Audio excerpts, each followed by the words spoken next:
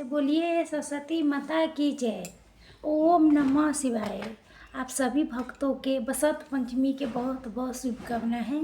हिंदू धर्म में बसंत पंचमी के दिन सरस्वती माता के पूजा के बहुत मतलब आ रही है पहले से समय। सरस्वती जी के बसंत पंचमी के दिन प्रकट हुई थी धरती पर।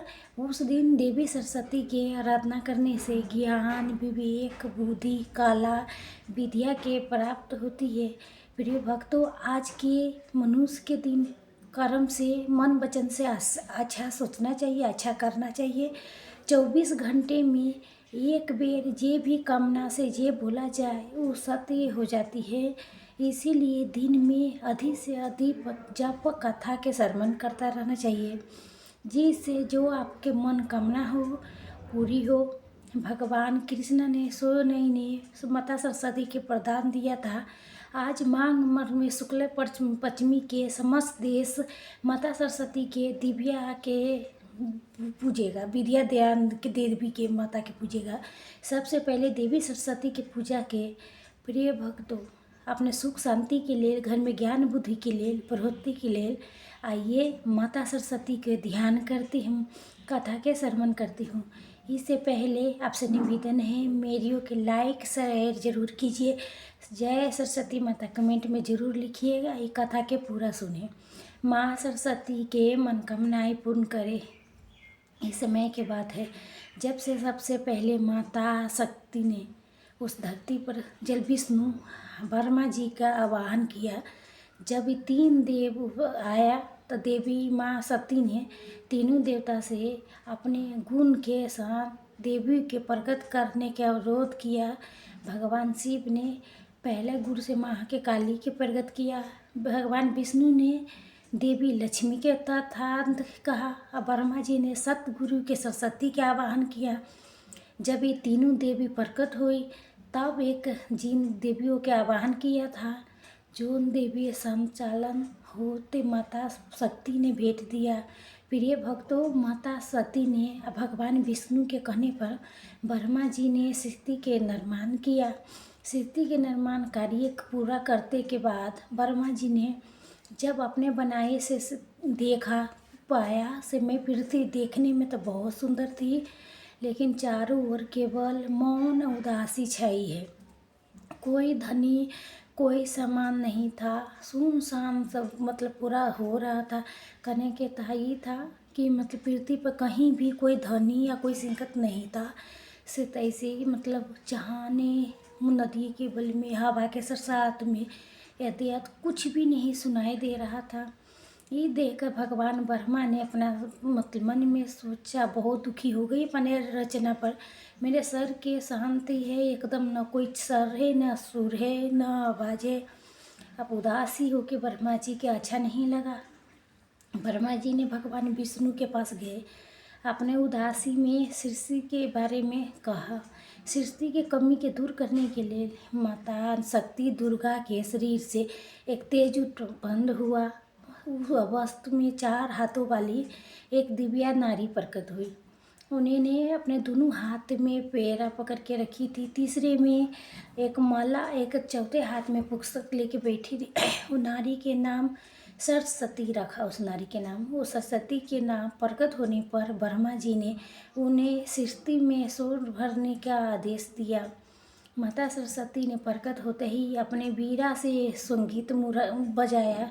वीणा संगीत के बजते ही सब प्राणी में मतलब विकास हुआ और वायु में से अथी हुआ, कोलाहल हुआ। पूरा विश्व में चहक गया। पूरा दुनिया में, पृथ्वी में एकदम धुन गूंज हो उठ गई। ब्रह्मा जी बहुत खुश हुआ। उन्हें सरस्वती जी को वाणी के देवी के नाम से सब मतलब किया, तो ये नाम दिया, एरपेश्वरी नाम दिया। सरस्वती माता के हाथों में वीणा होने के कारण उन्हें वीणा मैया भी कहा गया।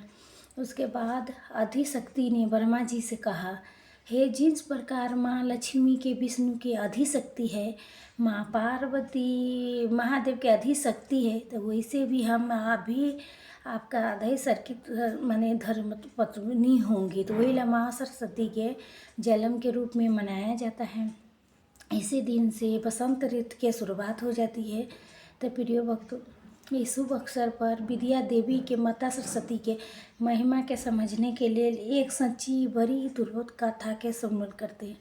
बहुत समय के बाद है जिसका नाम मद्रास हुआ करता था। बहुत समय पहले एक ब्राह्मण रहता था। पहले के समय में कहा जाता है सरस्वती या लक्ष्मी जी के आपस में नहीं बनती थी, इसीलिए सरस्वती जी के पुजारी ब्राह्मण ने निर्धन रहता था। प्रचार के अनुसार शिष्यों के पढ़ाते थे, गुरु कल के अनुसार शिष्य उसके लिए गांव जाके भिक्षा मांगती थी। भिक्षा में जो मिलता था वही से उनका गुजारा होता था। ये इसी एक समय था, ब्राह्मण के पत्नी के बच्चा होने वाला था। ऐसे में ब्राह्मण की पत्नी चिंता होने लगी, उसके संतान के पालन पोषण इतनी गरीबी में कैसे होगा। इस बात को अक्सर ब्राह्मण को उसके गरीबी के लिए तने मारने लगी। वो कहती थी, मैं न जाने मुझे क्यों कर्म की सज़ा मिलती है, से मेरा विवाह मेरे पिता ने एक कंगाल से किया। फिर तो यही बात था। ये ब्राह्मण के अच्छा बात नहीं लगता था, ताने सुन सुन के परेशान हो चुका था। एक दिन उसने एक फैसला लिया, अपने सबसे प्रिय सूच बुला के लाया, सारी जिम्मेदारी उसके दे दी। उसके बाद 4-5 महीने में लौटने के बात दे के धन कमाने चली गई। तो धन कमाने राजस्थानी चली गई तो ब्राह्मण के चाहते हो कि उसी ने सारी जिम्मेदारी ईमानदारी के साथ निभाने लगा। आसपास के गांव के जब ब्राह्मण के जाने के पता चला तो सभी लोग ने मिल के ब्राह्मण के यहाँ अनाज जो ज़रूरत के सामान थे से भिजवाने लगा। आसन में जा और शिष्य थे तो उसका शिक्षा देने लगा, सही रास्ते पर चलने लगा। एक रात को ब्राह्मणी ने पुत्रों को जन्म दिया। दरवाजे के पास खड़ी होकर शिष्य के जब पता चला, वो सोचा आगे तो क्या करना है। इस बारे में गांव के कोई बूढ़ पुरान से पूछ लेती हूँ, सलाह ले लेती हूँ। तो जाने वाला थे तो वहाँ पर एक दुबला पतला ब्राह्मण लाठी के सहारे लेके चलते हुए आ गया। उसके वेशभूषा देख के शिष्यों के लगा शायद ही कोई भिखारी है। शिष्य बोला, हे बाबा कौन हो तुम, आधी रात को यहाँ कैसे आई हो, कैसे आना हुआ। तो बाबा ने कहा, देखो मैं ये अभी मत पूछो कौन हूँ मैं, क्या काम है, कि मैं कुछ काम है मुझे, तुम मुझे अंदर जाने दो। उस दुबले पतले ब्राह्मण के जवाब दिया तो शिष्य ने कहा, ऐसे कैसे जाने दो, कम से कम अपना परिचय तो दीजिए। भला आप ही एक सहाय स्त्री के पास आप कैसे जा सकते हैं। फिर तो ऐसे ही बोला। दरवाजे पर वो रास्ता पर खड़ा हो गया शिष्य। तो ब्राह्मण ने हंसते हुए बराती, मैं बिठाता हूँ एक सबके भाग लिखने वाला हूँ। आज एक बच्चा पैदा हुआ है, बस उसी के भाग लिखने चली आई। भाग लिखने वाले को कौन रोक सकता है वाला। इतना हुआ कहते हुए ब्राह्मण हंसते हुए शिष्य के हटा के अंदर चला गया। जब वो बाहर आया तो शिष्य ने वो सब तरफ पूछा, महाराज मेरे गुरु भाई के भाग में आपने क्या लिखा। तो बूढ़े ब्राह्मण ने कहा, आज तक ले विधाता ने किसी के बताया है क्या से किसके भाग में क्या लिखा है। तो परंतु शिष्य भी ऐसे ही नहीं जाने देने वाला था, पीछा न छोड़ने वाला था। ब्राह्मण बेबस होके बोला, यही जानना चाहते हो ना क्या लिखा है इसके भाग में। तो मैंने उसके भाग में ये लड़का हमेशा निर्धन रहेगा, इसके पास एक घर में एक गाय, एक अनाज, एक बोरा कुछ भी नहीं रहेगा। एक बोरा अनाज अगर गाय रहेगा कितना मतलब भी कर लेगा, इसके पास धन नहीं रहेगा, धन नहीं कमा पाएगा। वहाँ से ब्राह्मण चला गया। शिष्य के उसके व्यवहार पर बहुत क्रोध आया, परंतु तो ब्राह्मण अब जा चुका था तो इसलिए कुछ किया नहीं जा सकता था। कुछ महीने बाद गुरुकुल के ब्राह्मण लौट आया। आके जब वो देखा सब कुछ व्यवस्थित ढंग से चल रहा है, अपने सासू का फिर धन कमा के लाया था, अब उस किसके बात की कोई चिंता नहीं थी, इसीलिए उसका जीवन हंसी खुशी गुजरने लगा। किंतु ये खुशी ज़्यादा दिन तक ले नहीं टिक सकी। सब धन खत्म हो गया और कमाई का और कोई साधन न होने के कारण एक बार गरीबी आ गई। अब ब्राह्मण के परिवार 2 साल पहले भी हालत में आ गया। इस बार बरहावनी के बच्चा होने वाले था। ये ऐसे में जब बरहावन ने शिष्य से अपनी स्थिति के बारे में बताया, विचार किया, तो शिष्य ने उनके फिर राजधानी जाने की सलाह दी। पहले की तरह बरहावन ने उन्हें पूरी जिम्मेदारी अपने बुद्धिमान शिष्य के कंधे पर छोड़ के राजधानी चला गया। फिर सारा कुछ वैसे चलने लगा जैसे पहले चलता था। फिर उस गांव के लोग अनाज, जरूरी सामान दे जाते थे। समय आने पर ब्राह्मणी के कोख से एक कन्या ने जन्म लिया। जब से शिष्य के पता चला, खबर हुई, तो अपना गुरु बहन के देखने के लिए गया। लेकिन उसके पूछने से पहले वहाँ वही बरहावन दुबला सुबला पतला बारन पहुँच गया था। तो विधाता बताता था, तो उसे देख करके शिष्यों के बहुत क्रोध आया। तो परंतु कर भी क्या सकती थी। जब ब्राह्मण को बाहर निकला, तब शिष्य ने पूछा, कहो महाराज, आप कौन सा मतलब रच के आई हो चक्रव्यूह। तो ब्राह्मण ने कहा, हे भाई, गुस्सा क्यों होते हो, मैं तो यहाँ बस अपना काम करने आया था। सबका अपना अपना काम है, मेरा भी एक काम है, तो इसमें मैं क्या कर सकती हूँ। चेहरे पर मुस्कान लेते हुए ब्राह्मण ने कहा, तो शिष्य ने कहा, अच्छा महाराज ठीक है, मगर बताओ तो सही, आखिर में मेरे गुरु बहन के भाग में क्या लिखा आपने। तो उन्हें ब्राह्मण ने कहा, सुनो, इस लड़की के विवाह नहीं होगा, लेकिन इसका देखने वाला बहुत आएंगे, फिर भी सारा जीवन कुमारी रहेगी। इतना सुन के शिष्यों के बहुत क्रोध आया। उसने गुस्से में ब्राह्मण को कहा, जाने के लिए कह दिया। ब्राह्मण पहले के भांति मुस्कुराता हुआ चला गया। लेकिन उस शिष्यों के मन में अशांति दे गई। तक का मतलब बहुत परेशान होने लगा शिष्य से, मतलब ऐसे कैसे होगा, कैसे मतलब शादी ब्याह नहीं होगा। उस सोच में पड़ गया, अगर ये सच में विधाता था, तो उसके गुरु भाई या गुरु बहन के भविष्य क्या होगा, कैसे उसके जीवन कटेगा। खैर, धीरे धीरे समय बीतने लगा। 1 साल, 2 साल, 3 साल करते करते कई साल बीत गए। तो देखिए, शिष्यों के गुरु के ब्राह्मण आपस नहीं आया। तो राजधानी से जितना व्यक्ति आते थे उतनी बातें बताते। कोई कहता था ब्राह्मण की मृत्यु हो गई है, कोई कहता था वो अपने पत्नी से परेशान थी, इसलिए संन्यास ले ली, जंगल में चली गई। शिष्य ने ब्राह्मण के घर गुरुकुल के सारी जिम्मेदारी संभाल रहा था। उसके साथ अपने गुरु भाई और गुरु बहन के भी शिक्षा देकर उनके शिक्षित किया। 18 साल बीत चुके थे। ब्राह्मणी के पुत्र 20 साल के हो गया था। शिष्यों के लगने लगा, या अब उसके गुरु भाई गुरुकुल के व्यवस्था संभालने लायक हो गया। इसी विचार से अब शिष्य ने अपना सारी जिम्मेदारी उसके दे के वहाँ से विदा लेना चाहता था। ब्राह्मणी या उसके पुत्री ने शिष्यों के रोकने के बहुत प्रयास किया। सब व्यवस्था सुरसनी जब जा रहा था, गुरु भाई उसके छोड़ने के कुछ दूर तक ले उसके साथ में गया। कुछ देर गुरु भाई आशीर्वाद दे के वापस लौटने के हुआ, तो उन्हें उसके कहा, देखो भाई, मैं जा रही हूँ, मैं अभी तुम्हें जो 2 बात बताऊँगी, वो बात के ध्यान रखना।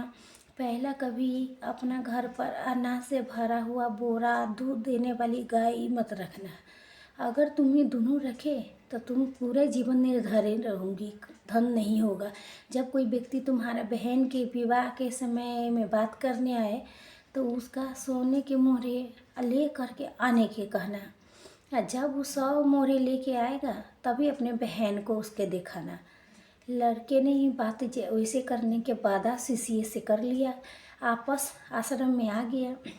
तो देखिए, अगले दिन गाय के एक पुरोहित आया, एक दुधारी गाय, एक बोरा अनाज आया, लड़कों के घर भेजवा दिया गया। लड़के ने उसी समय गाय अनाज के बोरे बेच दिया। उसके अगले दिन फिर किसी ने एक बोरा अनाज एक दुधारी गाय भेजी। लड़के ने फिर वैसे ही किया। आए दिन गाय अनाज के बोरी आने लगा। लड़का वैसे भी अपने का वादे किया तो बेचता गया। उसके भाग्य बदल गया और जल्दी अपना धनी हो गया। थोड़े ही दिन में उसके बहन के विवाह के उम्र हो गया। विवाह के कोई भी लोग सोच सम्मत करने लगा। वो लड़कों के अपना वचन याद आया। उसके बहन को जो भी देखने आता वो उससे 100 मुद्रा लेता। इस प्रकार इसे धनी हो गया। उसका जीवन सुख में चलने लगा। कई साल तक बीत गई। एक दिन शिष्य के मन हुआ से क्यों न मैं अपना गुरु के परिवार को देख लिया जाए, उसके भाग्य कैसे चल रहा है। वो विचार करके वो चल दिया। अपना गांव के बाहर पहुंचा ही था कि वही दुबला हुआ ब्राह्मण एक गाय एक बोरा अनाज लेके पुतली में मुर्दाई ले जाते हुए देखा। शिष्य ने आवाज़ लगाते हुआ कहा, हे महाराज, कहाँ जा रहे हैं आप। ब्राह्मण ने उसके देखा और गुस्से में ऊंची आवाज़ में मैंने बोल दिया। ब्राह्मण ने कहा, आ गए ये जले पर नमक छिड़कने, देख लो ये तुम्हारे ही सब किया धरा है। रोज एक दूध देने वाली गाय एक बोरा अनाज 100 मुद्राएं देते देते मेरी ऐसी के तैसी हो रही है। दिमाग नहीं काम कर रहा है। तुम्हारे इस चक्रव्यूह से मैं कैसे ही करूँ। तो इसने कहा, मेरा चक्रव्यूह महाराज आप भूल रहे हैं, भाग तो आपने लिखते हैं, तो भला मैं कैसे। तो किसी भी चक्रव्यूह में मैं फंसा सकता हूँ। शिष्य ने मजाक करते हुए कहा। तुम बूढ़े ब्राह्मण ने कहा, बेटा मैं तुम्हें विधि से हार चुका हूँ, मेरा सहायता कर और मुझे झंझट से निकाल। फिर तो यही भक्त शिष्य ने कहा, महाराज झंझट से निकलना है तो दोनों के भाग के रेखा मिटा दीजिए। आप जानते हैं ये कलयुग है। आज की इंसान स्वयं अपने बुद्धि से अपना भाग बनाता है। उदाहरण आप देते ही रहते हैं। तो उस ब्राह्मण ने कहा, ऐसी कैसे मैं मिटा दूँ भाग की रेखा। शिष्य ने कहा, तुम उठाइए झंझट, मैं कुछ भी नहीं कर सकता। तब ब्राह्मण ने कहा, नहीं बेटा मेरा कुछ ख्याल करो, कब तक ले इसी काम में मैं फंसा रहूँगी। शिष्य ने कहा, मैं भी मजबूर हूँ महाराज, अपने गुरु के वचन दिया हूँ, उनके परिवार के ख्याल रखूँगा। अब ऐसे में मैं उसका साथ कैसे छोड़ दूँ। ऐसे में भी संसार में कुछ पाने के लिए कुछ खोना ही पड़ता है इस संसार में। तो मुझे तो अपने बहन के विवाह भी करना है। अगर आप मेरी बात मान ले तो आप समस्या के हल मिल जाएगा। अब कुछ देर बाद सोच विचार के करके ब्राह्मण ने गाय अनाज के बोरा मुद्रा के पुतली शिष्य के दे दिया। बोले, जाओ ये मिटा दी उसके भाग की रेखा, तुम उनका जैसा भी भविष्य बनाना है उसे बना लो, कोई मैं रुकावट नहीं डालूँगी। हाँ लेकिन मेरा एक विनती है, इस बारे में किसी के नहीं बताना, नहीं तो कोई भी मेरा आदर नहीं करेगा, किसी के मेरा भय नहीं रहेगा, जैसे कोई मेरा याद नहीं करेगा। खुद को विधाता बताने हुए ब्राह्मण वहाँ से चला गया। तो प्रियो देखिए, इसी प्रकार के ये सिद्ध हुआ। जिस पर देवी सरस्वती की कृपा होती है, जिसके अंदर ज्ञान बुद्धि विवेक होता है, वो बड़े से बड़े कठिनाइयों की चुनौती दे करके उसे बाहर निकल सकता है। वो धनी सुखी शांति खुशहाल जीवन बिता सकता है। जब हमारे पास ज्ञान बुद्धि रहेगा तो लक्ष्मी अपने आप चली आएगी। जहाँ लक्ष्मी होती है वहाँ विष्णु जी तो होते ही है। इसीलिए कहते हैं माता सरस्वती के आदर के लिए नमस्कार प्रणाम कीजिए। बस पंचमी के शुभ अवसर पर माता के याद करते हुए उनके नमन कीजिए। आइए, जय माँ सरस्वती की कृपा, जय हो।